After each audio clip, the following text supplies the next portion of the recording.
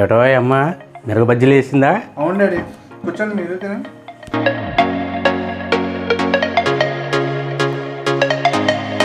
తినండి, ఎలా ఉంది చెప్పండి.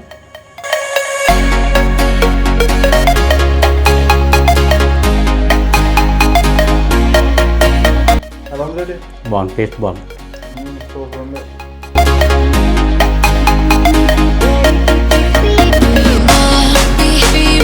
సో గైస్, ఇంకా లేట్ అయితే చేయకుండా ఏ విధంగా చేయాలో వీడియో అయితే స్టార్ట్ చేస్తాం.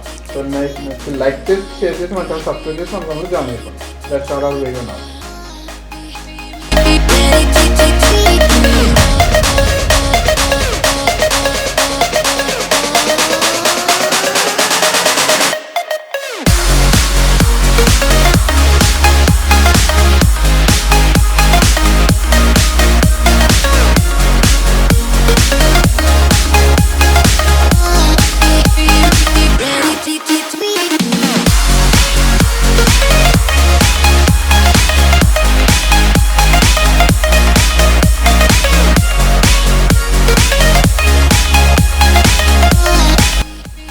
Hi cooking lovers, welcome to my channel. అందరూ బాగున్నారు కదా.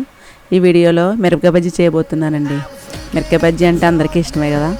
ఎప్పుడైనా పిల్లలు స్కూల్ నుంచి వచ్చిన తర్వాత స్నాక్ ఏదైనా చేయమని అడిగినప్పుడు మనం ఈజీగా టేస్టీగా చేసేయచ్చండి ఈ మిరపకాయ బజ్జీలని. ఈ మిరపకాయ బజ్జీలో ఉల్లిపాయ, కొత్తిమీర, నిమ్మకాయ పిండుకుని స్టఫింగ్ చేసుకుని పెట్టుకుంటే చాలా సూపర్గా ఉంటుందండి. ప్లెయిన్గా కూడా తినవచ్చు. వైట్ చట్నీతో కూడా ఈ మిరపకాయ బజ్జీ చాలా బాగుంటుంది. మరి ఎంతో టేస్టీగా ఉండే మిరపకాయ బజ్జీని ఏ విధంగా చేయాలో చూద్దాం.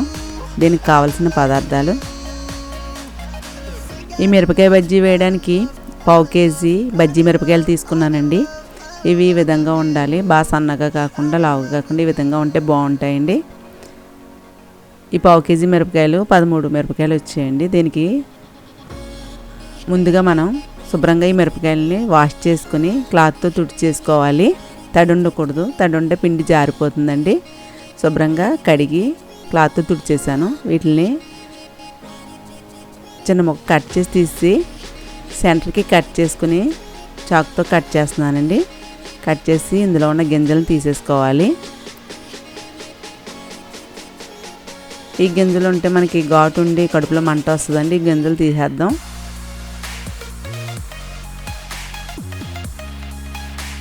పూర్తిగా తీయట్లేదు, అక్కడక్కడ కొంచెం గింజలు ఉండొచ్చండి. అదేవిధంగా మనం ఈ మిరపకాయలు అన్నిటిని కూడా చివర్లో కొంచెం కట్ చేసి సెంటర్కి చాకుతో కట్ చేసుకుని ఈ గింజలను తీసేసి బజ్జీ వేయడానికి మిరపకాయలు అన్నిటిని రెడీ చేసుకుందాం.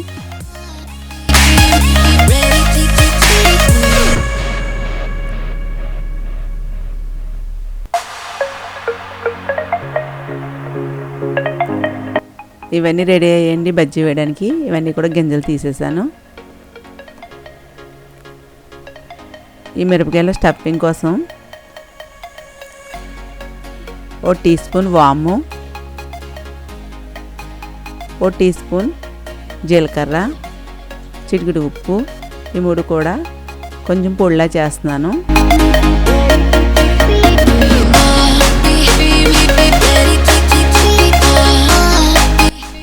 ఈ పొడి చేసి బౌల్లోకి తీసుకుంటున్నానండి. ఈ వాము, ఈ జీలకర్ర మనం స్టఫింగ్ చేయడం వల్ల శనగపిండితో చేస్తున్నాం కదా, డైజెషన్ బాగా అవుతుందండి. ఇందులోకి 2-3 డ్రాప్స్ నిమ్మరసం కూడా పిండుకొని కలుపుకొని ఈ బజ్జీ మిరపకాయల్లోకి స్టఫింగ్ చేసుకుందాం. లైట్గా చేసుకుంటే సరిపోతుందండి. ఈ విధంగా లైట్గా చేసుకుంటే సరిపోతుంది. అక్కడక్కడ కొంచెం గింజలు ఉన్నాయి, కొద్దిగానే కదా గింజలు, బాగుంటుందండి టేస్ట్. ఇదే విధంగా మొత్తం మిరపకాయలన్నిటికీ స్టఫింగ్ చేద్దాం.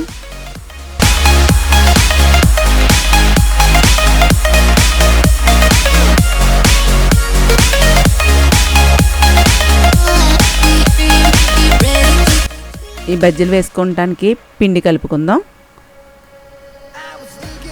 ఈ పిండిని ముందు జల్లించుకుందామండి. 1 కప్పు శనగపిండి తీసుకున్నాను.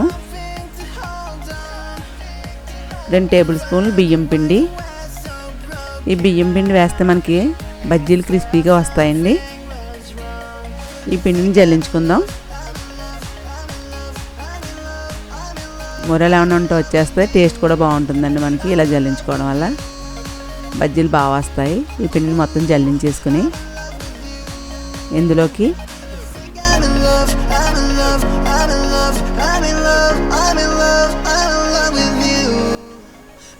సరిపడా సాల్ట్ వేయండి. సాల్ట్ ఎక్కువ పడదు. నేను టీ స్పూన్ కంటే కొద్దిగా తక్కువ వేస్తున్నాను. టీ స్పూన్ వాము నలుపుకుని వేసుకోవాలి. టీ స్పూన్ కారం, పచ్చికారము, చిటికెడు వంట సోడా వేస్తున్నానండి. ఎక్కువ వేస్తే మళ్ళీ ఆయిల్ పీల్చేస్తుంది.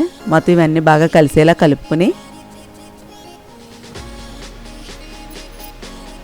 వాటర్ యాడ్ చేసుకుంటూ బజ్జీలకి పిండి కలుపుకుందాం. ముందే వాటర్ ఎక్కువ వేయకూడదండి, పిండి లూజ్ అయిపోద్ది. చూసుకుంటూ కలుపుకోవాలి. కొద్ది కొద్దిగా వాటర్ వేసుకుంటూ ఈ బజ్జీలకి పిండి కలుపుదాం.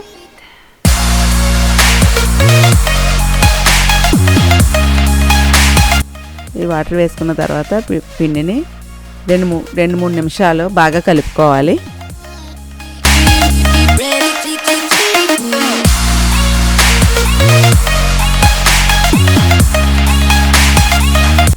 ఈ విధంగా కలుపుకోవాలండి.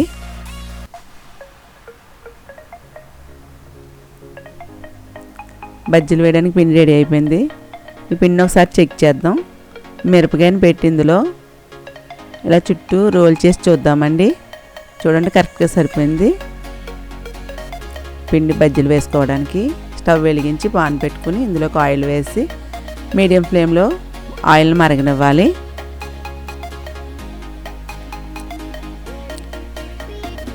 ఆయిల్ మరిగిందండి. ఇందులో స్టఫింగ్ చేసిన ఈ పచ్చిమిర్చి వేసి ఇలా చుట్టూ తిప్పుకుని మనం పిండి మొత్తం అంటుకునేలా ఒక్కొక్కటి బజ్జీలు వేసుకుందాం.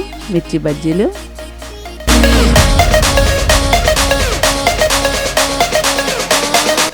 మీడియం ఫ్లేమ్లోనే వేగనివ్వాలండి. మనం పాన్కి సరిపడా వేసుకోవాలి. నేను చిన్న పాన్ కాబట్టి దీనికి సరిపడా నేను 3 బజ్జీలు వేస్తానండి.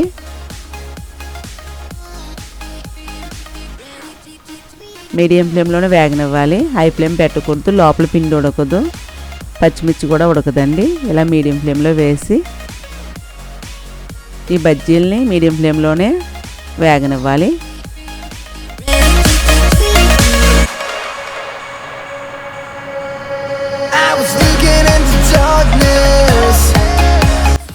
చాలా ఈజీగా చేసేసుకోవచ్చండి. మిరపకాయలు ఉంటే మన ఇంట్లోనూ పిల్లలు స్నాక్స్ కావాలన్నప్పుడు చాలా ఈజీగా చేసి పెట్టేయచ్చు. ఇందులో మనం గింజలు కూడా తీస్తాం కదండి. పెద్ద ఘాటు కారం ఏమీ ఉండదు. లైట్గా అక్కడక్కడ గింజలు ఉండొచ్చు. ఇవి ఘాటు ఉండవండి, లావు మిరపకాయలు. మీడియం ఫ్లేమ్లో ఈ బజ్జీలు వేగనిద్దాం. ఇప్పుడు గరిటెతో కలుపుకుందాం. మొత్తం అంతా వేగేలా కలుపుకోవాలి.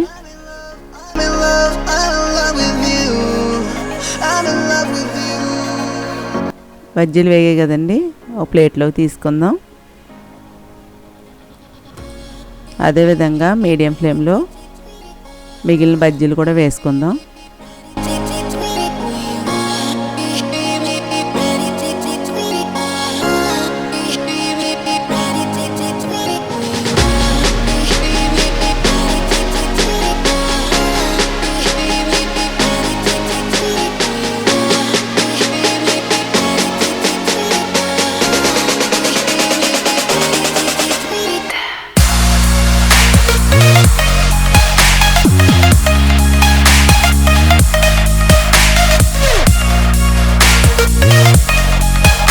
ఈ బజ్జీల్లో స్టఫింగ్ వాము జీలకర్ర పెట్టాం కదండి. మనకి గింజలు కూడా తీసాం కాబట్టి బజ్జీలు ఏం ఘాటు ఉండవు.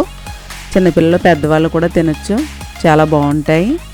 మనకి డైజెషన్ కూడా బాగా అవుతుందండి వాము యూజ్ చేసాం కాబట్టి.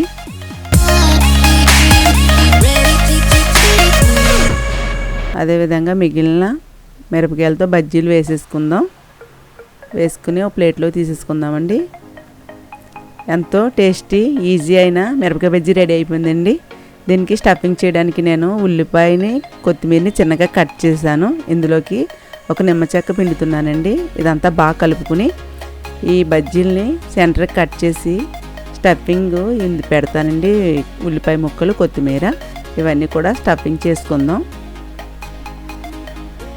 ఈ పచ్చిమిర్చి బజ్జీలో ఈ ఉల్లిపాయ ముక్కలు, కొత్తిమీర, నిమ్మరసం పిండుకొని స్టఫింగ్ చేసుకుంటే చాలా టేస్ట్ బాగుంటుందండి. అలాగే ఈ పచ్చిమిర్చి బజ్జీ వైట్ చట్నీతో కూడా తినొచ్చు, చాలా టేస్ట్గా ఉంటాయండి. ఈ పచ్చిమిర్చి బజ్జీ చేసి ఏ విధంగా వచ్చిందో నాకు కామెంట్ చేయండి.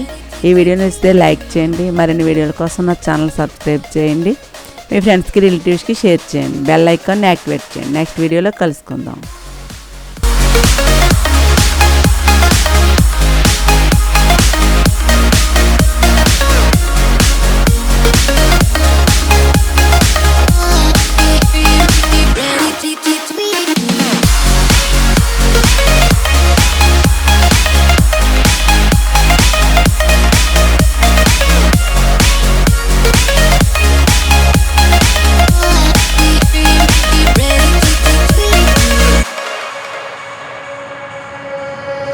I was